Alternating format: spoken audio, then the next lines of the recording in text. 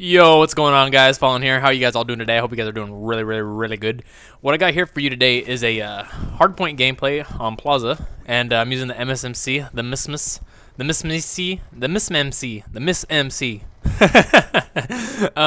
Using the Orbital VSAT, the VTOL warship, and the K9 unit. It's a little bit of a different loadout. I cut out just a little bit at the beginning because I kept dying, but I go on one mean ass streak, ladies and gentlemen. You're going to enjoy it thoroughly. I can guarantee that you will enjoy it. But enough about the gameplay here. What I want to get into today is, of course, you guys probably all know, yesterday it was announced / sort of revealed. I'm doing quotations in my head, in the air right now, fake quotations.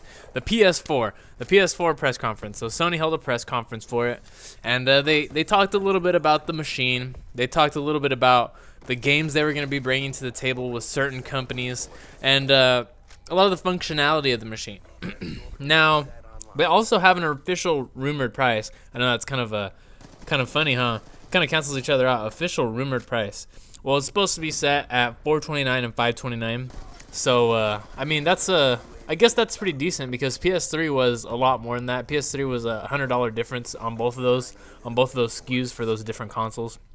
They did not release any information on what the difference between the consoles is. I imagine it's going to be memory. Memory is usually the thing, and you know, I really think that they're moving in a little of an odd direction.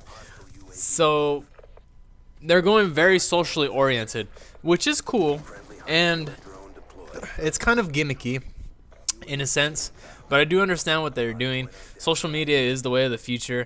Twitter, Facebook, all that stuff. So they are moving ahead with the times, and I do think some of the integration that they are bringing to it is really cool. Like, being able to see your friend play a game that you don't even have, that's pretty cool, you know?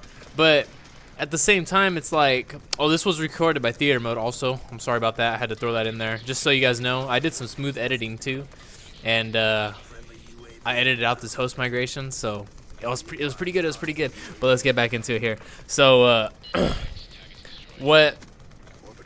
what I think is very cool is that they're becoming very socially oriented, but it's also, I don't know, they want to do advertisement within the system to games that you may like. I understand that's a way to boost sales and things, and they're very heavily on the movement thing, like, you know, Kinect and PlayStation Move. Like, they're really getting heavily oriented into that. I believe the PlayStation controller was supposed to have like the PlayStation Move actually built into it.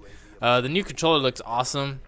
It's got like a touch sensitive pad on it and things, and it's really cool. It's a different it's a whole different thing. The controller's kind of the same but different in a lot of ways. It's a lot longer, and it's really cool. I like it a lot, and they did an awesome job with that.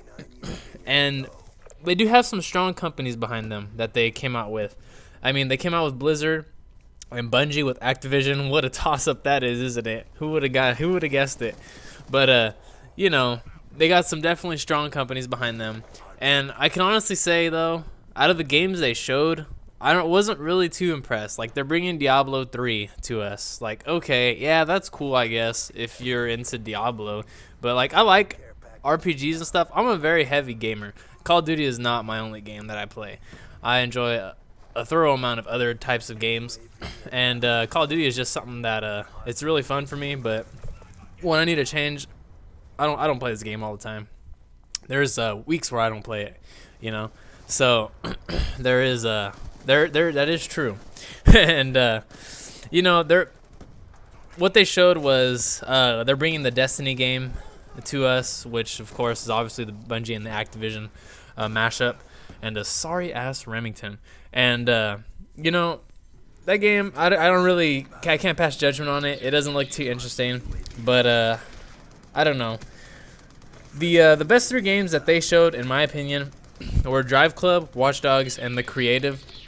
And Drive Club's really cool if you like racing games and things. It's really oriented into like a team racing, and with like real cars, and of course the graphics should be awesome. And I mean, that's just really cool. Since the social interaction is going to be so heavy, I imagine these team-based games are going to be pretty epic. So it should be pretty good stuff, you know. And Watch Dogs is like an open world game. It's huge. It's gonna be awesome. And the creative it's a different game. That's what I'm gonna say about that. It's a little different, but it looks cool. All in all, I assume the graphics will be amazing, and I say I assume because they said some of the stuff they're showing were in real time, but it is a little questionable because I mean the graphics were like super high end, but I would expect them to be that way. But I don't know. They didn't show any actual footage of the games, just like little small trailers, and they don't kind of emphasize on the fact that it is real time. So I guess we're gonna have to wait and see on that. But I'm pretty sure the graphics will be amazing, and I expect great things to come from that because I mean. The main point of moving into the next gen is not only the integration that they can do with the hardware, but also the graphics that they can output, and the amount of like gigabyte and RAMs and everything that they're gonna be doing. The games should be able to handle multiple processes, and it should be able to run an awesome looking game effortlessly, and that's what I'm hoping for. And I really do hope they can bank it out like that, and if they do, it will be good.